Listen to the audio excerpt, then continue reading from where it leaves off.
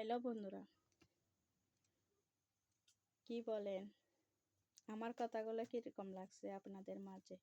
আমার কথাগুলো যদি আপনাদের মাঝে ভালো লাগে তাহলে আমাকে ফলো করিয়ে দিয়েন, আমাকে সাপোর্ট করিয়েন, আমার পাশে থাকবেন।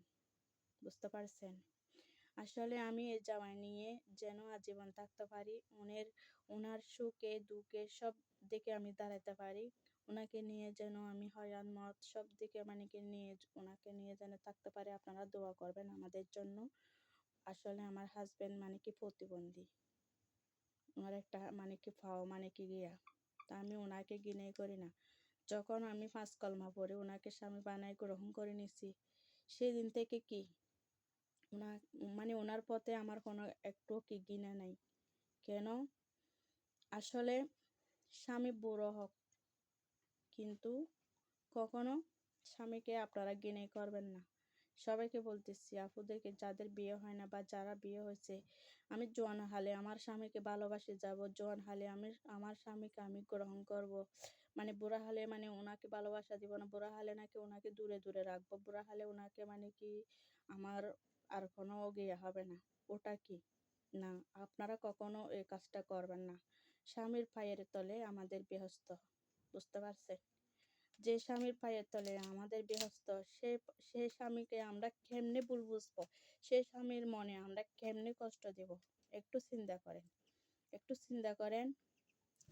যে স্বামী যে দিনকে দিন বা রাতকে রাত আমাদের জন্য এত পরিশ্রম করে, যে স্বামী আমাদের জন্য মাথার ঘাম পায়ে ফেলায় আমাদের জন্য রোজগার করে বাসায় আনে, যে স্বামী আমাদের জন্য এত কষ্ট পরিশ্রম করে আমাদেরকে খাওয়ান পরন সব কিছু দেয়, সেই স্বামী কি কখনো মনে দূর দূর যাওয়ার মতো সে স্বামীকে কথা বলবা না?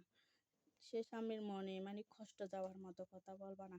অনেক আপুরা আছে কিরকম জানেন, বা স্বামী কাজ করে আসে, বাইরে কাজ করে বা পরিশ্রম করে আসে, বাসায় আসে নাকি বা নিজের খাওয়া নিজে করতে হয়, নিজের কাজ নিজে করে গিয়ে করে দিতে হয়। অনেক মায়েরা আছে, ঠিক আছে, স্বামীও সরল দিলা একটু ভালো মনের, সেজন্য স্বামীও মনে কষ্ট আনে না।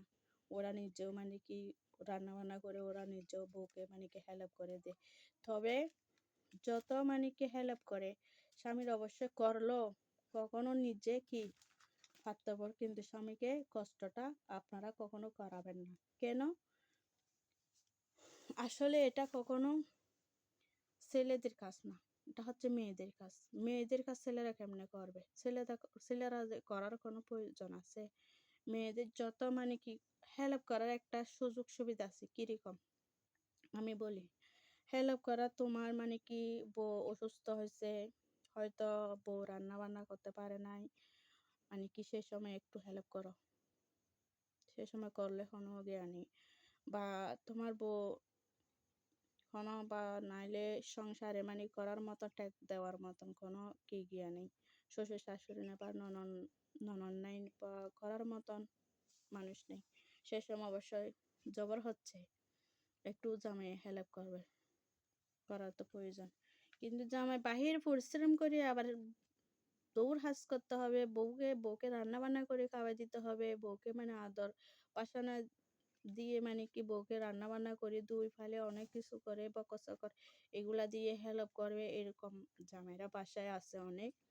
কিন্তু আপনারা কখনো, খুব দয়া করে বলছি, এই কাজটা করাবেন না।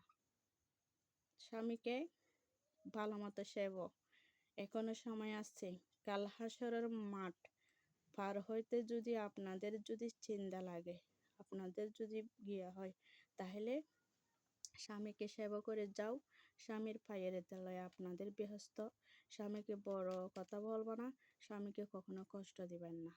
যত কষ্ট দেব, স্বামী অবশ্যই কষ্ট দিবে।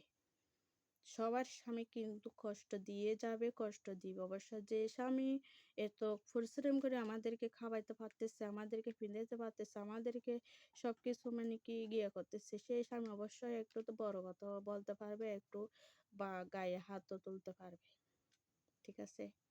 তবে ওনাকে বড় কথা কখনো বলবেন না, এমন কাজ করবেন না স্বামীর সাথে স্বামীর মন যেন দূরে যায়। আসসালামু আলাইকুম, ভালো থাকেন, আল্লাহ হাফিজ।